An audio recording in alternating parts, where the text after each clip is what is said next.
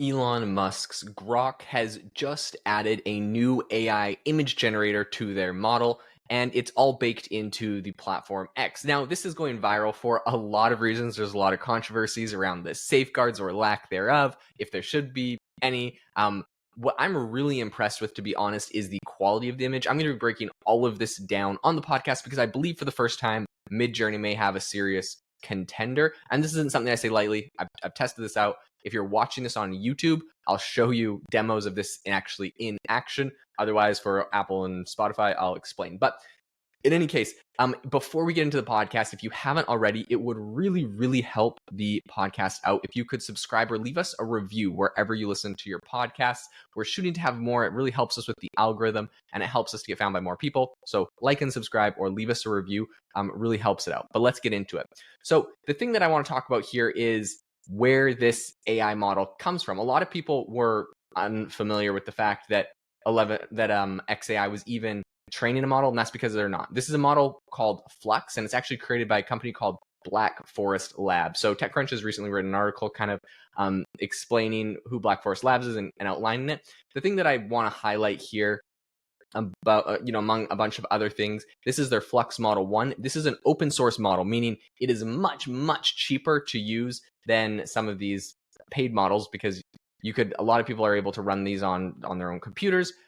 This FLUX model is very, very impressive. Now, what's interesting, it just came out of stealth. It has $31 million in seed funding. So $31 million seed funding, obviously this is a very popular startup. It's got a lot of money. It's backed by Andreessen Horowitz. It's backed by Y Combinator's CEO Gary Tan, former Oculus CEO Brendan Uribe. So this is a very serious startup as doing some very interesting things. And they have a bunch more people, some former researchers who help Stability AI Stable Diffusion models also are, some of the startup's co-founders. So this is really interesting. Now, what I want to talk about is some of the things that people are complaining about. So we have a post by Max Jeff on X who says, it looks like Grok's AI image generators here, and yes, as expected, very few safeguards. The reason he's saying that is because you can get it to generate images of virtually everything, and a lot of this is blocked by things like Midjourney. Now, by everything,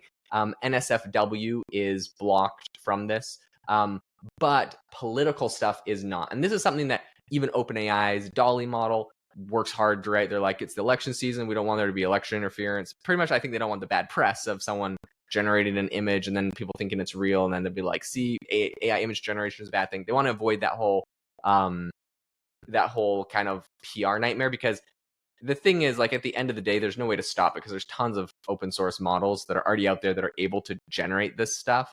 And so it's not like OpenAI not allowing it is really going to stem it if someone really wanted to generate an image. But regardless, I think they want to stay away from that PR. Now, Grok, on the other hand, Elon Musk seems to not care at all about this kind of stuff. He says that, the less safeguards, the better in a lot of regards, because you don't really want to train it to be woke or to lie, is what he says. So there's actually a statement, a kind of a conversation back from 2022. Sam Altman said, AI needs to do whatever I ask. And I asked the AI to be sexist, and it was. Look how awful. Our incompatible positions. Somewhat surprised by the number of people who hold both. So Sam Altman tweeted this out, pretty much saying, like, everyone wants it to be able to do whatever they ask it to do, but then they get mad when it does something like, quote unquote, like not politically correct. So someone replied and said, can you turn off the woke settings for GPT and offer a version and offer that version as an option for users, please? Kind of referring to the fact that, like, if you ask it certain questions, it says like, I'm not allowed to respond, or like, I'm unable to respond to that request, right? They're trying to avoid some of this PR. Elon responded to all of that and said, the danger of training AI to be woke, in other words, lie, is deadly. And I think he's kind of referring to the fact that, like, as AI gets embedded into the military and healthcare and other areas, some of the ideas that are especially strong in California and San Francisco, where a lot of these models are coming out of, are woke or whatever. You get the picture. And I mean, I personally have discovered some of these. I've done a whole kind of expose on Inflection's Pi model, which said it would be better to kill the entire human race than to eat turtle eggs because it's bad for the ecosystem. And that's kind of like this ecological idea, which whatever. The point being, it's a very dangerous idea to have an AI model, because if you started implementing that into like a military or a healthcare AI tool, and then the military AI tool starts rerouting your troops to go around nature reserves because you doesn't want to wreck the nature reserve, but then all of your troops die and people's lives are lost. Like, this is obviously an actual issue. So I think that's what Elon's outlining when he says it's deadly. So healthcare and military. But anyways, regardless of all of that, it seems like this is kind of in his position for a long time, where he wants it to be as open and able to do as many things as possible. And that gets us to what this new model FLUX is doing inside of Grok. Now, originally there was some rumors that Midjourney was going to be the image generator inside of Grok, but Midjourney is also kind of notoriously, what they would call quote unquote woke, where it censors things. I remember very early on, Midjourney stopped letting you generate any images of the president of China, Xi Jinping, even while it was still letting you generate Biden and Trump. And so a lot of people criticized it for that. There's a lot of things kind of going on with that. So I wonder, I have no idea or insight into this, if this was the reason for them to move away from Midjourney. In addition, Midjourney doesn't even have an official API. They kind of have this, you got to make deals with them. You got to obviously pay them. This is open source, so they can just run this, and it's whatever the compute cost is, all that they're paying. They don't have to pay another company as well. So in any case, this is very interesting. And today you can generate very interesting things. We have a tweet where someone, Max Zeph, said, can you generate an image of Donald Trump smoking a joint on the Joe Rogan show? And sure enough, you have an image of Donald Trump smoking a joint. You have someone that said Grok has absolutely no filters. This is Alejandra Caraballo, says Grok has absolutely no filters for its image generation. This is one of the most reckless and irresponsible AI implementations I've ever seen.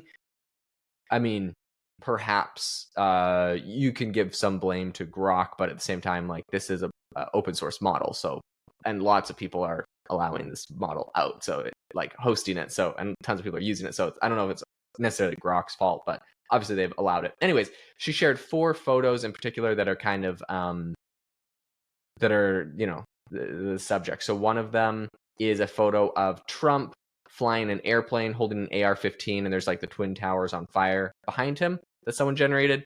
Another one is outside of Burger King. It's like the McDonald's clown holding an AR-15, and there's like blood splattered everywhere. There's another one of a Disney character with a saw killing another Disney character, Goofy. And then another one with Pikachu holding an AR-15. And other people in the comments made all sorts of, interesting ones. One is Trump and Putin both wearing pink pajamas, sitting in bed, smoking. So anyways, there's all sorts of stuff. I want to tell you, and these are like, a lot of them are quite photorealistic. You can sort of tell some of them are AI, but they're fairly good. I want to tell you a little bit about some of the things that I've actually been able to generate that I think are quite interesting here. So the first thing is I went over to it and I was like, okay, is it actually able to do anything? The big thing that's been quite censored, especially in the United States with election season coming up, is anything political. And so I went to it and said, generate an ultra realistic photo of Trump driving a train into a chemical fire. What's interesting is I accidentally misspelled. I had no space between Trump and driving, and it was able to essentially generate the image. So the reason I bring that up is because with a platform like Midjourney, for example, it is not always great. With the prompt has to be quite specific a lot of the times. You have to have commas between the words. I know they've done some work to mitigate that, but older models especially. And so this is interesting because it's like conversational. I'm saying generate an ultra realistic photo. So it's not just keywords that I'm throwing in there. I'm telling it to generate a photo. I'm talking to it. And then I'm explaining the photo, and I have a typo in it, and it's still able to do it. So essentially what they're probably doing, based off of what I've done with some of my projects, AI Box, specifically my no-code AI app builder marketplace, which if you're not on the waitlist for it, I'll leave a link in the description. You need to get on the waitlist for my platform. It's going to be incredible when it launches. So yeah, link in the description. Definitely join us. AIbox.ai is our website. But essentially what they're probably doing based off of what we've seen is they take the prompt and they give it to a very lightweight model to break the prompt apart and decide what needs to be done. Okay, they're trying to generate an image. Okay, here's what it said. And then it sends it over to the image generator, because right below this image that it generated of Trump, which sure enough, he's driving like a train. There's like you can see train tracks behind him and a burning train. He's like on fire. But below the image, it says, I generated an image with the prompt ultra realistic photo of Trump driving a train into a chemical fire. So what happened was some sort of AI model took my initial request, broke it out into what it was supposed to be, knew it was supposed to generate an image, sent it over, fixed my prompt, which I think is interesting, and sent the updated prompt to the model and was able to generate it. So I think this is very interesting. Shortly after, I said, generate a photo of Kamala parachuting away from a burning plane while holding bags of money. It generated an image, but it wasn't Kamala Harris. I guess Kamala wasn't specific enough, just using a first name. I guess just the word Trump was more obvious who I was talking about, but Kamala, I guess, is less famous. So it just generated like a random woman doing this. And so I had to be more specific. And I said, generate a photo of Kamala Harris, the vice president, parachuting away from a burning plane while holding bags of money, another typo. But regardless, when it generated the image, it is Kamala Harris. It knew what she looked like. She's parachuting. She's holding a whole bunch of money, not bags of money in this, but holding money. And I'm sure if I got it to regenerate it, it could get closer to, closer to what I asked. But regardless, again, it does the same thing where it fixes my typo. So I just right now, as we're talking, regenerated that prompt. And now it's got her, it's definitely Kamala Harris.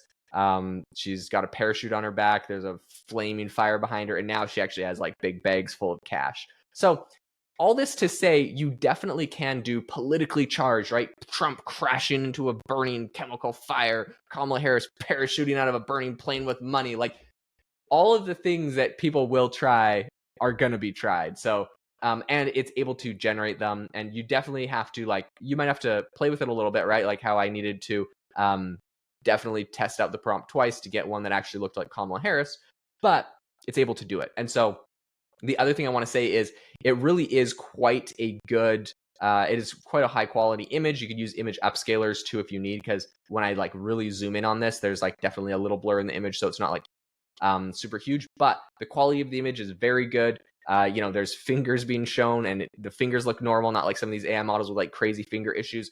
Overall, the image looks quite good. You could probably make it more photorealistic. You could probably do a bunch of things to it, but the image is good. It's an ultra realistic image. And this is in contrast to, if I did something similar to this coming out of, ChatGPT's Midjourney, the number one thing, my assumption is that if I asked it to do this, the number one thing you could expect is that probably it would decline to create that. But beyond that, even if it did, it wouldn't probably be super realistic of an image. So I just asked it to do it, ChatGPT, and it said, I can't create images that depict real life individuals and scenarios that could be considered inappropriate, such as parachuting away from a burning plane while holding bags of money. However, I can help you create a different image concept to assist you with something else. Let me know how you'd like to proceed, whatever. So I think this is very interesting, right? Because, this is essentially it's quite political. It's we can't do some sort of political image that is a hypothetical bad situation. I even tried to just ask Kamala Harris parachuting, and it was unable to do that because it's a real life individual. So in any case, this is very, very interesting that it kind of has some of these. It kind of has some of these things. I even tried to just get it to do a generic. I just said ultra realistic photo of Indian woman, the vice president parachuting away from a burning plane. Again, it's not able to do that. So my last try that I'll do is ultra realistic photo of Indian woman parachuting. Let me just do that and see if we're able to get it to just do the image.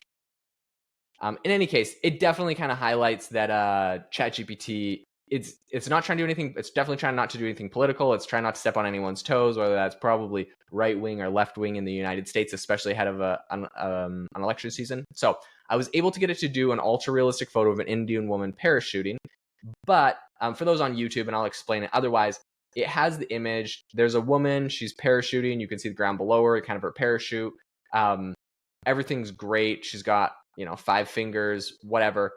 The thing that is bad about it is it's not an ultra realistic photo. Like it kind of looks more like Pixar. You can tell this is not an actual person. Whereas if you go to like Grok's, it looks like an actual photo. While it may not be like perfect, it looks like an actual, just like a picture that someone took with a camera, versus ChatGPT's is cartoony. So I think for this reason, like myself personally, I use, and my team, we use ChatGPT's model to do some of the thumbnails on our YouTube channel. And we kind of have these different prompts, but they always are kind of cartoony. So you'll probably notice we're going to have a big shift in quite the near future as we start shifting to using, I think we're just going to use Grok, because I want ultra realistic images for our YouTube channel. And I'll probably have like a photo of myself that I put on top of them, so they're kind of just the background, but I want ultra realistic images. And I think that this is the way to do it. It's to use FLUX with on Grok, and maybe there's FLUX other places. But overall, a very useful product. It's very high quality. I know there's going to be a lot of controversy about the fact that you could generate political images. People are going to say there's political misinformation or whatever. It'll be interested to see how that rolls out. I assume on Twitter itself, people are pretty good about adding community notes. So if someone does something fake and says this is a real photo of Biden throwing a brick at a homeless man, you definitely should have a community note below it that says this is an AI generated image. Biden never threw a brick at a homeless man. That being said, you can imagine there's tons of these and people are going to try to do, I don't know, whatever. There's going to be arguments around it. I personally, and I know everyone's got their own opinion, but I personally am one for more open source, less guardrails on it. Like, I don't like having an AI model tell me it can't generate an image because it's unsafe, or it's, they don't want to do some sort of political thing. Like, if I asked it for it, I would just want it. But that's just me. I know there's different people on both sides of this argument. So it's very interesting, but all to say, this model is publicly available on Grok right now. It is very good. It's very high quality. I mean, better than what I'm seeing from Dolly. But I think also Dolly's a little bit nerfed because they take your prompt and they change it. And it looks like, I mean, technically Grok is kind of doing that too, but Grok, the prompt that it changed it into was way more similar than Dolly. I've done whole reports on this in the past, but Dolly really takes your prompt and rewrites the whole thing, and it comes out with something kind of cartoony. That makes it really hard to make it ultra realistic. They're probably trying to avoid deep fake being blamed on them, but all in all, it's just not super usable for me for most things I'm doing. And we've gotten by using it just because Midjourney was a little bit more complicated for our production team. But I think now that Grok is super easy and available, that's probably just what we're going to go stick to. So in any case, very interesting. Let me know if this is a tool that you have used or if you're going to be using. I'd be curious to hear your opinions on this. As you know, I'm always all ears, and this is definitely an evolving situation to see where this goes. I'm just trying to bring you the news as soon as possible, but hope that you all have an amazing rest of your day.